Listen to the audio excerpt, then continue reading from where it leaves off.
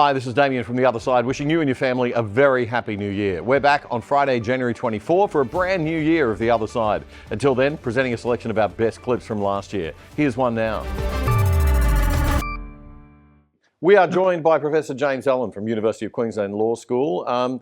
Jim, you wrote a piece for The Spectator magazine a couple of weeks ago back on the Giggle versus Tickle case ruling in the federal court, one of those names of a case that'll get giggles in law classrooms for the next few decades, I'm sure.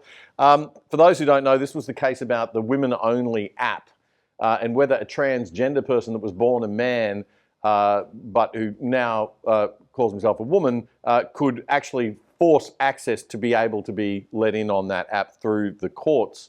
And Jim, you said it was no laughing matter. We need to take Giggle versus Tickle quite seriously. Why is that? Well, of course, you're right. It is like a British carry-on movie title. In that sense, it is a laughing matter, because if you'd asked people 15 years ago, would men be able to force their way into women's loos, and would men be able to force their way onto women's sports teams, they would have just laughed at you. I mean, if you don't think that men statistically are bigger, faster, stronger than women, with muscle twitch, and all of that. I mean, here's a fact. The American women's soccer team about 8 years ago hadn't lost a match, in years. They were by far the best soccer team in the world for women. And they played a Dallas under-15 high school boys team, and they got crushed by the boys. So wow. The idea, so it's so unfair.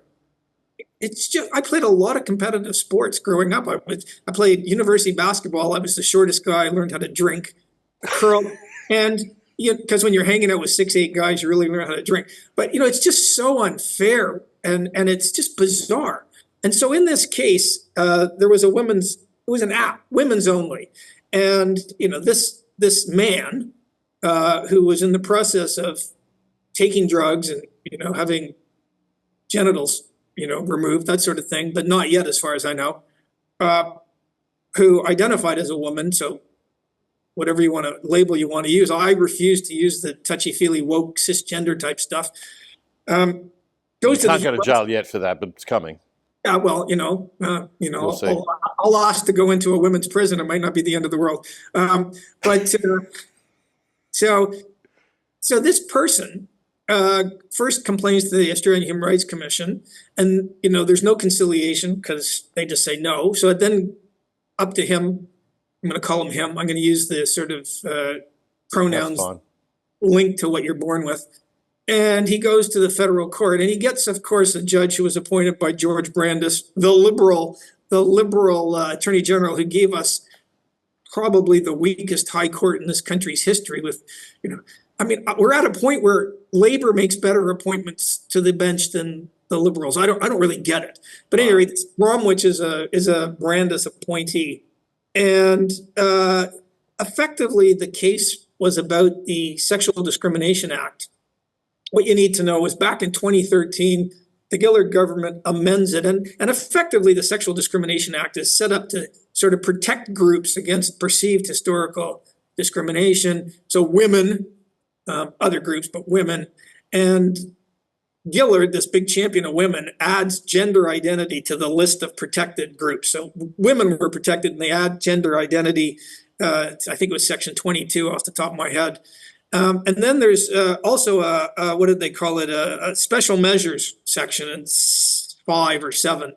And so they took the Sex Discrimination Act, where it used to be you can't discriminate against. And in fact, I think there was a case prior to these amendments where I think I can't remember now, but a woman, it was deemed okay for a women's only gym to be women's only, sure. And a man couldn't join the gym.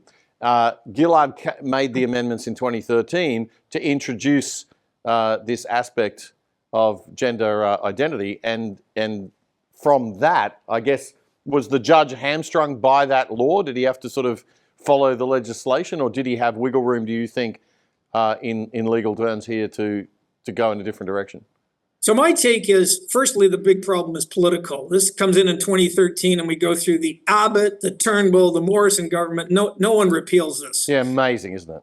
just amazing. You know, they just can't be bothered to fight the culture wars because, you know, really they're too busy selling us out on superannuation. But I meant that facetiously, of course. Of course.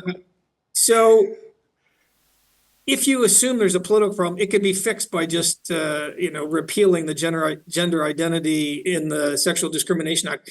Hands up if you think a new coalition government will do that, and don't anyone put their hand up. Now, on the second part of your question, was the judge were the legal materials so clear that I don't think so, not even close. So again, the structure of the statute was first you identify protected groups, and one of them in Section 22 is gender identity, and then there's special measures. So you can discriminate against men in favor of women because that's deemed to be a special measure for historical reasons, right? They didn't change that.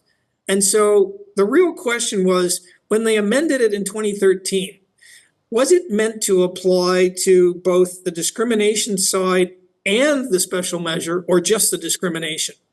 And if you go back and look at the Hansard, or you look at the explanatory memorandum, it looks pretty clear that no one thought that the result was going to be what Justice Bromwich said. And of course, Bromwich uses the language of cisgender, and he invites in the Sex Discrimination Commissioner, newly appointed by Labour. He didn't have to do that, you know, as a amicus curiae, sort of friend of the court, and he basically accepts her interpretive view right down the line.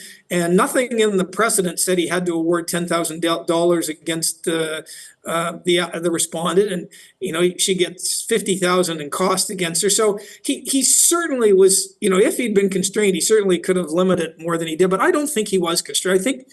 I don't think you could say his decision was not plausible or possible on the legal materials, but going the other way was also plausible. You know, the famous legal philosopher H.L.A. Hart wrote that rules generally deliver answers, but at some point they reach a set of facts where the honest truth is that the judge can go either way, and there's certainly plausible answers either way. And in those kind of cases, Hart said famously, the judge has discretion. And it sort of matters who you appoint to the bench. And maybe every single cabinet minister in the coalition should be forced to read H.L.A. Hart, you know, 15 times so they understand that it matters who you appoint to the court. Yeah. How much do you think the fact that Tickle had her gender changed on her driver's license? Well, that's what the judge said. I mean, the judge said the ordinary meaning of sex is changeable. That is laughable.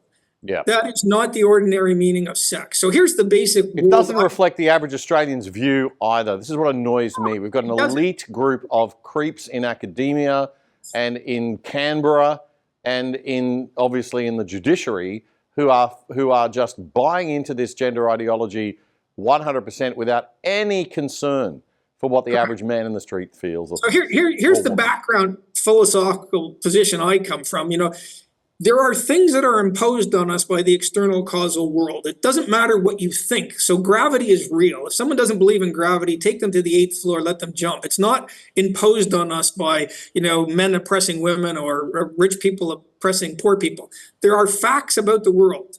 And when it comes to things like how old you are, or whether your skin pigmentation is Caucasian, white, or black, it doesn't matter how you feel about the world.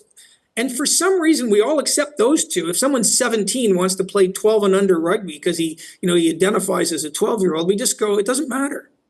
And so the problem here is, the fact of the world is, and I'm going to leave aside a few intersex cases like XXY or XY where the Y chromosome doesn't fire. Those are very sad cases, and you know we have to talk about those separately. But when it comes to this sort of case, the fact that you yourself feel that you ought to have been the other sex is neither here nor there. Now, I'm a live and let live guy. I don't care what people wear, and I really don't care how they live their life, up to the point where they ask you to deny facts about the world. So I'm not going to use pronouns where the pronoun suggests that I am lying about a truth about the world. And so when it really matters in things like who gets to play what sports, you have a lifetime of advantage once you've gone through puberty with testosterone and you have the faster muscle twitch. Or, you know, going into lose, or, you know, women want to be able to be on an app by themselves. Why shouldn't they be able to do that? I mean, I watch sports with guys, and I think that we have to, truth matters more than hurting someone's feelings. And so that's the background here. And some people seem to think what's more important than truth about the external causal world is that we don't want to hurt someone's feelings. And they use these euphemisms like I'm born in the wrong body. What does that even mean? When you pick it apart analytically, it's nonsensical. It might mean I wish I'd been a woman. Okay, fine, but you weren't. And so go ahead, live how you ever want, but don't force yourself into areas where there's a legitimate reason. So anyway, this is going on in the background. And this judge basically down the line, he takes an interpretive approach to statutory interpretation where, the meaning in 2013, I think, was clear to everyone. It didn't cover this case. And because case law has adopted a view of what sex is in pensions cases, he appeals to these cases, I think, off the top of my head, they were largely pensions cases and things. And he says, okay, so it's not sex isn't determined by what it means in the world. It's determined by what a few other judges in the past have said. That's a debatable call. And so I don't particularly like this decision. Now, it's not like the Love decision where it's just laughably ridiculous what the judges have done. So it's moderately defensible. It's one of these penumbral cases where I think the legal materials allow you to go either way, unlike Love where, it's just laughably wrong and, every judge who decided that way should have been, dismissed. But so that's the situation. And again, if you say, were there things that the Giggle crowd could have done differently? Yeah, they could have maybe set it up in a way that everyone could get on the app, right? Doesn't matter. And then you would apply like a men's only club to join a special part of the app. There are ways where you might have been able to try to avoid the Bromwich judgment, but why should they have to do that? Yeah, it's crazy. Why should they have to they shouldn't have to. They could have taken the app offshore to the US. There's things they could have done. But again, why should Australia be this shining beacon of wokery and complete capitulation to the forces of, I don't know, peace? I don't know, man. I don't know. It's a baffling thing. It's baffling to me. It really is. It's amazing. Anyway, Jim, great to talk to you as always, and I hope we get to have you back on the show real soon. Thanks for your time today. We really appreciate it. Well, we'll see you in prison down the road after this disinformation bill gets in place, because boy, is that ever bad. Wow. Absolutely. All right, Professor James Allen, University of Queensland. If you enjoyed that segment, there is lots more where that came from. Head over now to our website at othersidetv.com.au and sign up to join us in our mission to revolutionise Australian media and fight the toxic woke culture that's wrecking our peace and prosperity. We are back with new content from Friday, January 24. There's another side to the stories that matter and a better way to view the world. The Other Side. Check us out at othersidetv.com.au. If you have a Netflix or other streaming media account from a global company and you're on holidays and log in from another country, you may have noticed that shows that are available in those other countries are different. That's because different media companies have different deals with different streaming services in different countries. Imagine being able to log into Netflix, though, as if you were in America, or maybe a country that speaks a language other than English that you speak, to access more shows, but you can do it all without leaving your couch here in Australia. Well, there is a way. There is a way. Private Internet Access VPN is a virtual private network. You download their app onto your phone, your TV, your computer, whatever you use, and it'll route your data through a different server location. Not only can you access more content, but a VPN keeps you safe and secure and your family safe so that you can't be tracked by prying eyes of big government and big corporations. And it will not massively slow down your internet speeds or make it harder to use your devices like some other VPNs do. Private Internet Access, PIA VPN. It's quick and easy to install, and once you've downloaded it, that is pretty much it. And the great news is if you sign up for PIA VPN, you are also helping the other side heaps and getting great value for money as well. And you can sign up using our special Other Side code for less than $3 a month. That's a whopping 83% off the normal price, and you'll get the first 4 months free. Just go to piavpn.com/otherside right now to get our special deal. That's piavpn.com/otherside.